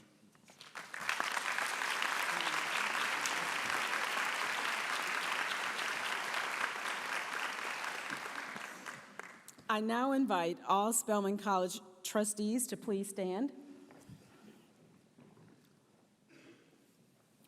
As chair of the board, I now charge you, Helene Gale, to fulfill the responsibilities of the president of Spelman College and to pursue the opportunities on the horizon as envisioned for the college in the Articles of Incorporation, the mission and vision statements, and as outlined in the leadership profile that informed your selection. I further charge you to advance our resolve for excellence in academics, research, and service to others, to encourage creative and entrepreneurial endeavors, to lead a thriving, complex institution and steward the college to operate with excellence, to enact student-centered policies and practices, to innovate through partnerships and philanthropy, to assess and address new challenges, to communicate with the college's diverse stakeholders, and to do all this with integrity and good judgment. Today, we celebrate Helene Gale. This inauguration marks the renewal of our aspirations for Spelman College. Together, we will face this new beginning undaunted, with excitement, with joy, with a sense of purpose. It is now my privilege to formally invest you, Dr. Helene Doris Gale, as the 11th president of Spelman College, and to bestow on you the presidential chain and medallion. This medallion is a symbol of the office of an emblem of authority with which you are now invested and the solemn responsibilities laid upon you. Rhonda, will you place the medallion on Helene with Kathy's help? I'll help you too, because this is a big one. Come on over.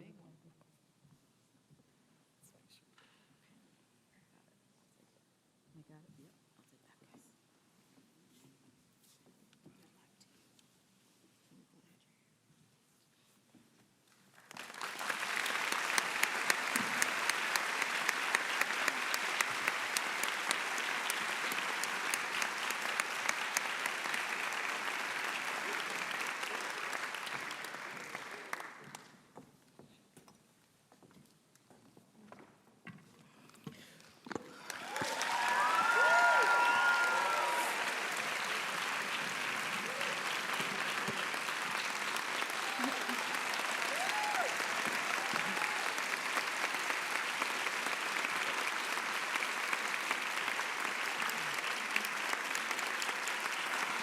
Okay, so this has been a lot. And this is clearly one of those days when I am happy that they make waterproof mascara. So I think that almost everything has been said, but just not by everybody. So I guess it's my turn. First of all, I have to start with gratitude. Anyone who knows me at all, knows that I am almost constitutionally incapable of being in a room like this and not acknowledging all the people who have been important in my life, because so many of you are here.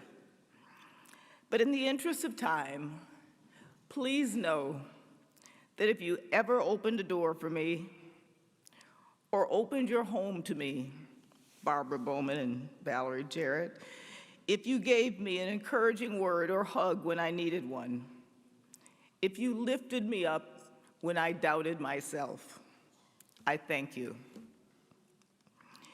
If you're here as one of our platform guests and offered those warm words of greeting or touching tributes, if you are one of my wonderful AUC colleagues who we are going to do even more together with, if you are a delegate representing your school, if you traveled considerable distance to be here today, and if you are a member of our board led by the incomparable Roz Brewer, I thank you. I also want to acknowledge and thank the phenomenal Spelman presidents who came before me. I am privileged to have had a personal relationship with the past 5 presidents, starting with Donald Stewart, who I believe is represented today by his wife, Isabel, and their son, Jay.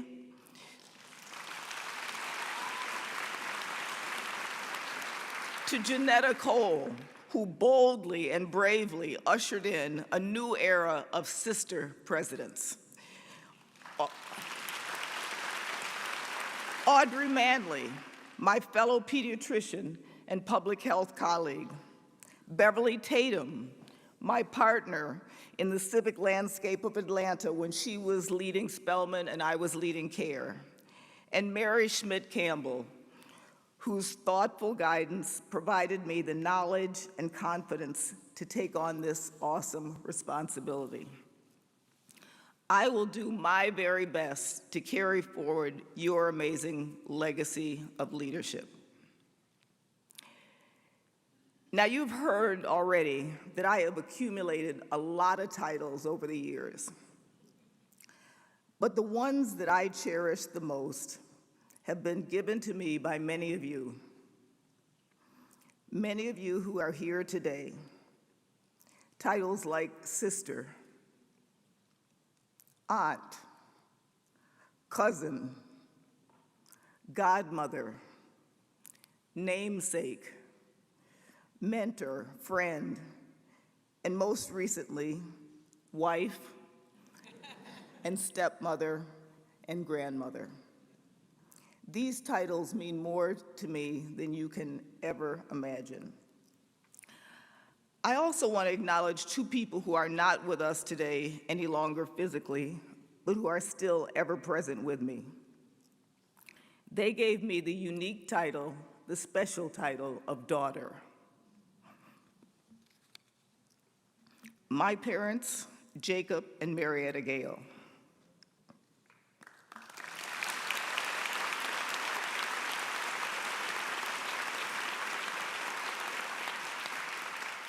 They raised me and my 4 siblings, all of whom are here today, to value education and to use that education to make a positive contribution to society. My father was intensely devoted to his children and to his community. Armed with a high school education and night school business courses, he started a barber and beauty supply business that became a staple of the Black business community in Buffalo. While it didn't afford us great luxury, it allowed all 5 of his children to complete college and graduate level education.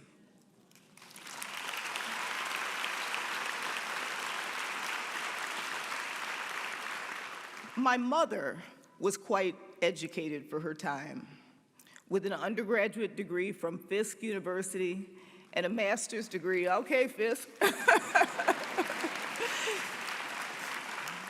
and a master's degree in social work from Columbia University. She was a peripatetic seeker of knowledge, exposing us to new places, theories, religions, people, and movements. She was largely responsible for our identity as global, social justice-minded citizens.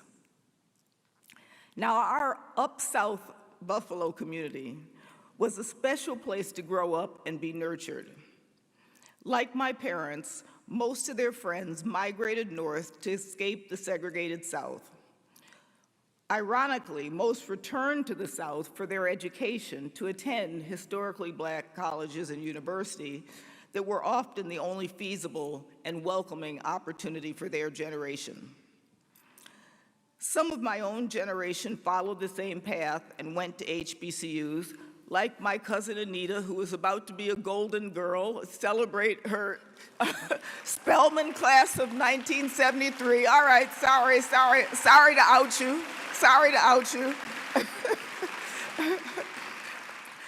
But our parents also fought for their children to have the right to walk through doors that had not been opened for them. So I found my way to Barnard College, where I grew in my understanding of myself as a woman, and I developed a sense of solidarity with women around our globe. Thanks to the strong pre-medical program that Sion mentioned at Barnard, I found a way to channel my vague notion of liberating all oppressed people into a more tangible way to contribute to positive social change. Along the way, I have had many professional homes, and each of them have taught me something different. My first, the Centers for Disease Control and Prevention, taught me the importance of developing true partnership with the communities we serve. At the Gates Foundation, I came to appreciate the unique role of philanthropy. And at CARE, I deepened my commitment to empowering girls and women. From there, I went on to what I anticipated would be, okay, truth be told, what my husband really hoped would be, the final leg of my career journey, the Chicago Community Trust. There, I had the opportunity to apply philanthropy to closing the ever-widening wealth gap in Chicago and our nation. And let me just stop and say thank you to Chicago for showing up big time.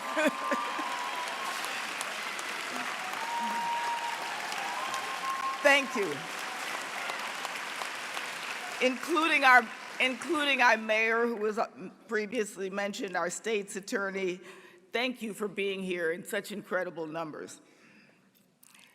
But I did have to wonder, either I did something really useful while I was there, or you really wanted to make sure that I was gone. But by now you've figured out that I'm an optimist who truly believes we can change the world, and that I like to surround myself with people who are working to do just that. So given that, I can't imagine a better place for me than right here, right now.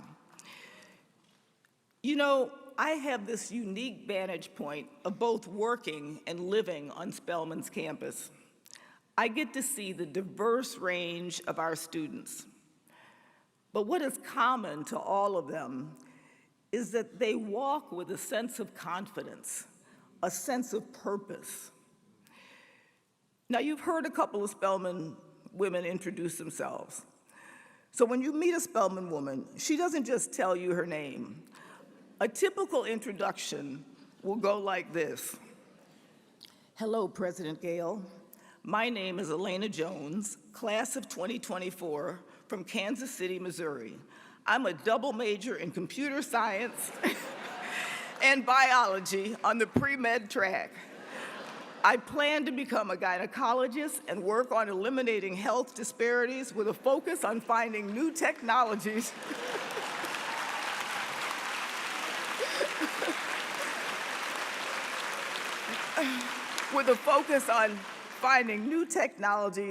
to reducing maternal mortality among Black women. Wow. What a way to make your president feel inferior. But in a society where women, especially Black women, are still made to believe we should shrink and hide who we are, Spelman teaches you to believe you actually belong in any room you walk into.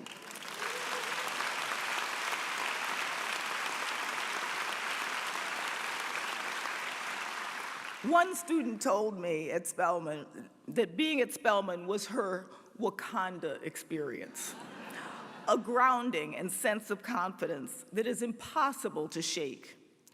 She said, "I will leave Spelman and have the armor that I need to shield me in any experience. I will leave Spelman ready to take on the world." And I think that's exactly what was imagined by our founders, Sophia Packard and Harriet Giles, when they developed this school back in 1881, when they were seized with what at that time was a bold and revolutionary idea to provide formerly enslaved women a stellar education and career opportunities, and to equip these students to engage in their community, respond to its needs, and become self-reliant in solving its problems. We hear that thinking echoed across the generation in the songs sung by our fabulous Glee Club.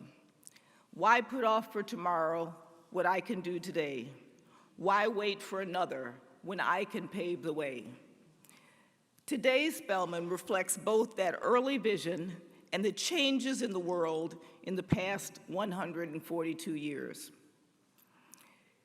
We continue to offer a premier liberal arts education that develops learners who can think across disciplines to find answers to today's complex challenges.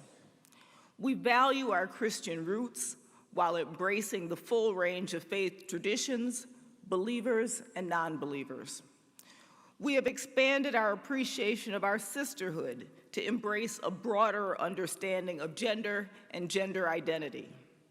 And while we are historically Black and committed to the education of women of African descent, our doors are open to any woman who wants an educational experience grounded in the understanding of Black history and Black culture.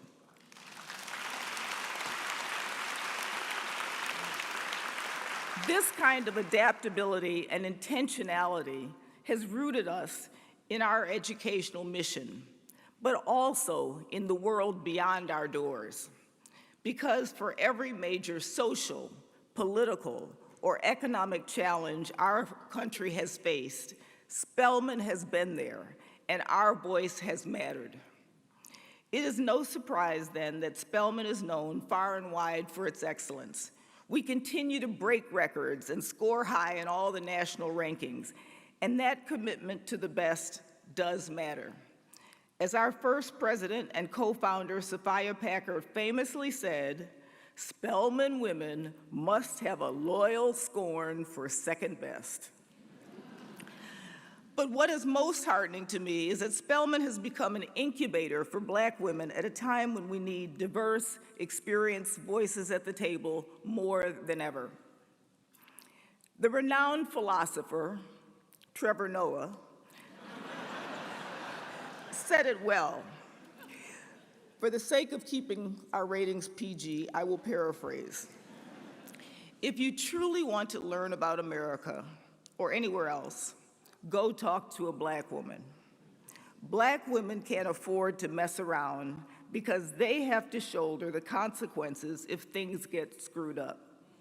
So if you truly want to know what to do or how to do it, or maybe the best way to do it, the most equitable way, ask a Black woman.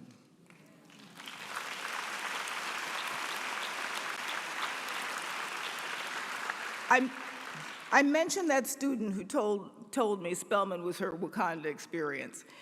She and her sisters will leave here ready to take on the world and to contribute their voices, their skills, their talent, all of which our world desperately needs. I am convinced that is why even students who get accepted into some of the most elite institutions still choose Spelman. Here, their primary task is simply to work hard and be the excellent students we fully expect them to be. No need to spend energy hiding their authentic selves, no need to explain who they are, no judgment, only encouragement and high expectations. Of course, this goes hand in hand with their second task, to wrap arms around their fellow sisters. When I was in medical school, we were told, look to the left, look to the right, only one of you will be here for graduation. At Spelman, we say, look to the left, look to the right, and remember, it is your responsibility to assure that each of you makes it to the finish line. That is the Spelman sisterhood.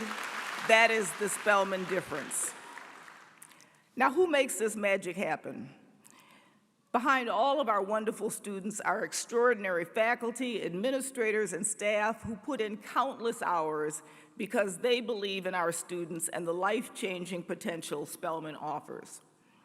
I am honored and humbled to join this brilliant, dedicated group of people who look forward to the next chapter in Spelman and to navigate the issues of the future.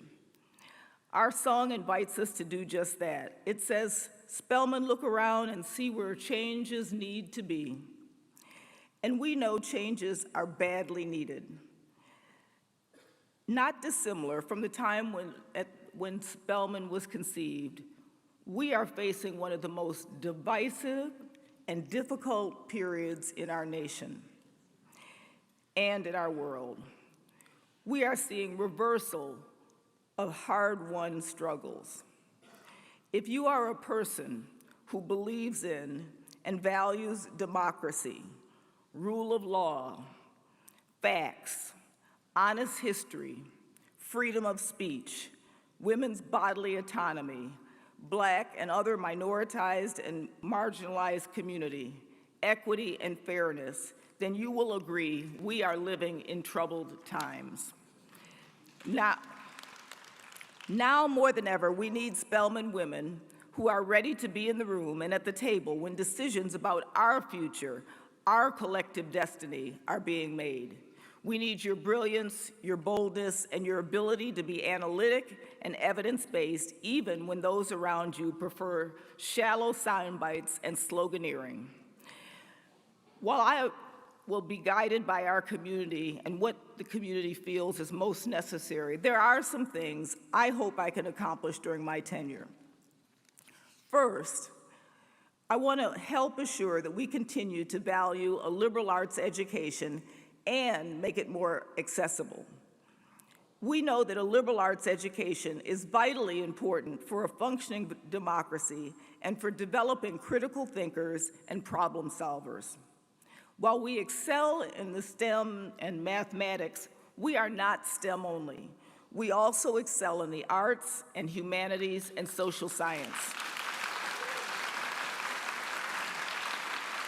But we also know that cost of a college education continues to be a barrier for some of our best and brightest students. At a time when our applicant pool continues to increase, we must do more to increase scholarships and our own endowment and ensure that financial need is never the barrier to matriculation at Spelman, now or in the future. Could we be the first need-blind HBCU? It's a vision I want to work towards. Second, I want to help assure Spelman can continue to be a leader in the health of women, especially Black women. We have always been a leader in producing students who go on to careers in health. 30 years ago, one of the most important women's health organizations, the Black Women's Health Project, now Black Women's Health Imperative, was founded on this campus by Billy Avery to focus on the disparate health outcomes of Black women.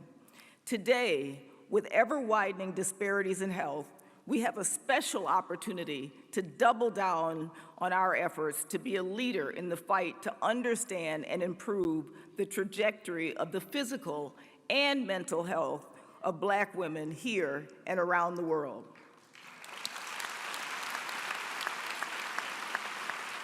Third, given the strong link that we know exists between physical health and economic health, I want to help ensure that we do more to advance the economic health of the West End community that is our home.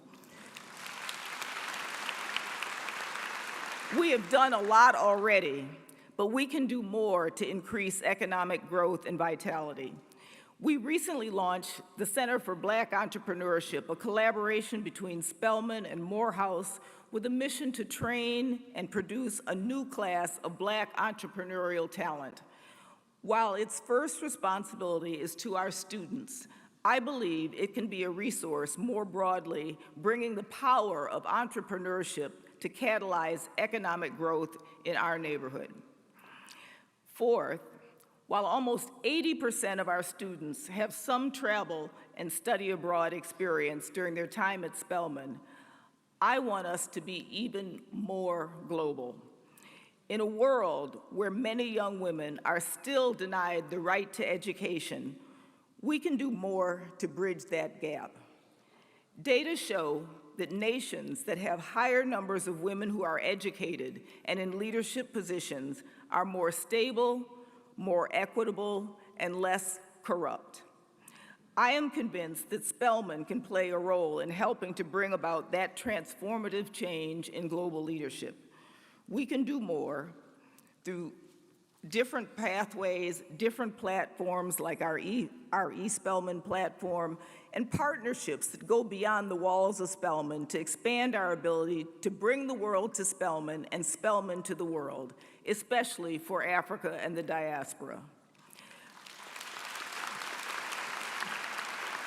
Finally, I want to continue to use our scholarship and our voice to speak out and act on the critical issues of our day. Spelman has always done that, and we must always do so. Our global society needs our scholarship, our voice, and our perspectives on an ever-changing set of issues. We can't sit back and see our world go in a direction that is contrary to our very founding. We do not exist just to have excellent students. We exist because we are the hopes and dreams of our ancestors made manifest. We are here because we believe we not only have a choice, but also a responsibility to change the world to be more just, more equitable, and more fair. Well, if it is not obvious, I couldn't be more excited about the opportunity we have to be together and get a lot of things done. That's why I'm here. I'm here to honor the vision and mission of our founders. I'm here to continue the legacy of all the past presidents who have made it possible for me to inherit an institution with few problems and many possibilities. I'm here to let Spelman alumni know that their beloved alma mater is in good hands. I am here to support our outstanding faculty, administrators, and staff, among the best and brightest education professionals in the world.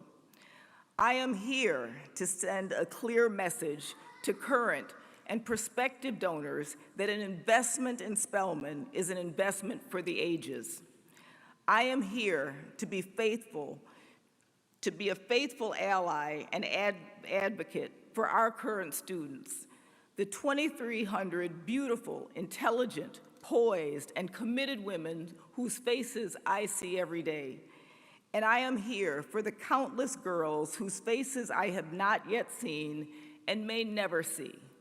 They are the 10-year-olds, the 11-year-olds, the 12-year-olds who are just beginning to formulate their ideas about how they want to change the world. So my Spelman family and friends, I am here for the same reason this institution has always been here, to ensure that there is a special place, that there will always be a special place where a young Black woman with a dream of making the world better will be nurtured and affirmed, educated wholly, and encouraged to be and become her best and authentic self. It is an amazing calling. I am humbled to accept this mantle of leadership. My choice is Spelman. Thank you for making me your choice too.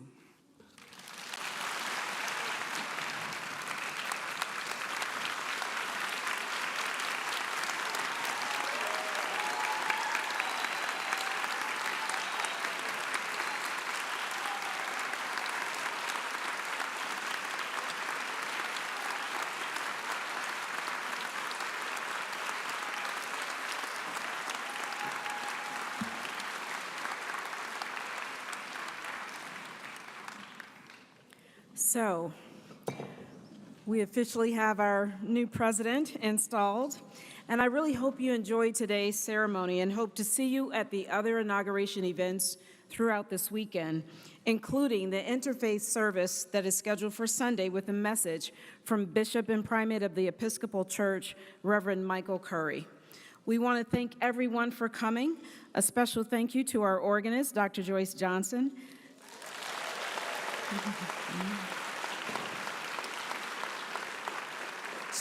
To the beautiful drummers from the Moyo Cultural Arts, Omelika Kumba, class of '81, and the Glee Club, directed by Dr. Kevin Johnson. Now I would like to ask the Reverend Dr. Cynthia Hale to offer closing remarks and the benediction, which will be followed by the singing of the Spelman hymn, led by the Spelman College Glee Club. At the conclusion of the hymn, we ask that the audience please remain seated until the recessional is complete. Thank you.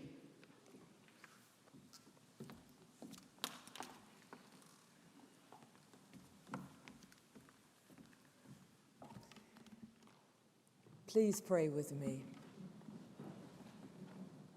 Awesome God, by your grace we have gathered in this sacred space to formally recognize the dawning of a new day at Spelman College. A global leader in the education of women of African descent has a new leader, now fully vested with the authority and symbols of the office to lead this stellar institution. Oh God, as President Gale leads the school in honoring their past, building on the accomplishments of the previous presidents, who have each left an indelible mark on the history of this institution. Bless her with clarity of vision, mind, and heart continually, so that she can lead fearlessly and with undaunted determination. As she charts the path forward, helping the college to claim their future, grant her everything she will need to fulfill their mission. A brilliant board, astute administrative partners who are critical thinkers and decision makers, staff who stay the course in their performance with excellence, a faculty whose passion for pedagogy and their students is ever increasing, a student body who is intellectually curious, creative, and thirsty for knowledge, alumni who continue to be the proof of Spelman's commitment to academic excellence and positive change through service. And you, Spelman and friends, as you continue to change the world, the Lord bless you and keep you. The Lord make his face to shine upon you and be gracious to you. The Lord lift up his countenance upon you and give you peace, both now and forevermore. Amen.